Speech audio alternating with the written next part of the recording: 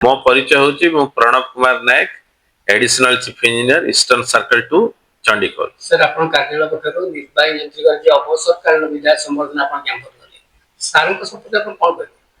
आम chief engineer office रे जे assistant to chief engineer अछंती तांका ना होची भागवत बेहरा।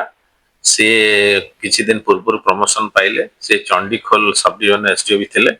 आज तांकर विदायकालीन सभा आम ऑफिस रे पालन करा गला।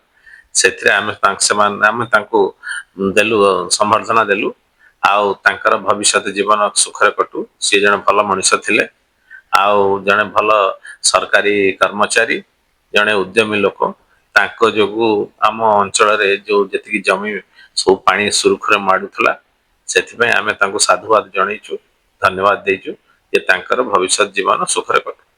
चक्रधर जेना आष्टाणी काइमा सेक्शन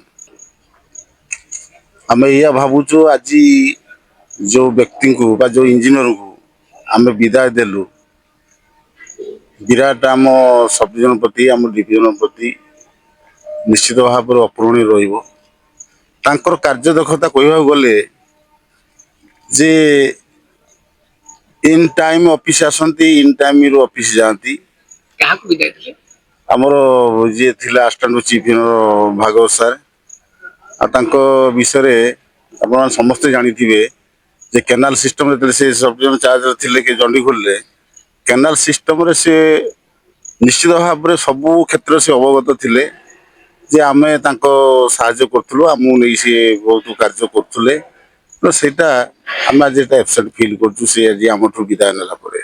सर आपनकर बहुत भलो पाती से भले अफसर को आम आज हरइलु सी हमठु विदाय नेले आमे जगन्नाथ पाखरे प्रार्थना करछु तांकर बाकी तक जीवन पुष्पित हो सांस्कारिक जीवन सुखमय हो यार जगन्नाथ पाखरे प्रार्थना। मु Shri Bhagabat Behera assistant chief engineer Mahanadi Brahmani Baitarani system Chandikhol. आज आम आम स्टाफ तरफ मत अवसर संबोधन दिया समस्ते मूल्यवान स्पीच देते मो बारे बहुत कथा कहते मुझे कही एक्चुअली कम कर चल फल निश्चित भगवान देवे जो जिनसा मो जीवन में पाई सारी गत काली जहाँ मो सब डिविजन ऑफिस जहाँ मत संबोधन देते मुझे बहुत खुशी थी। आज एक्चुअली मोर प्रैक्टिकल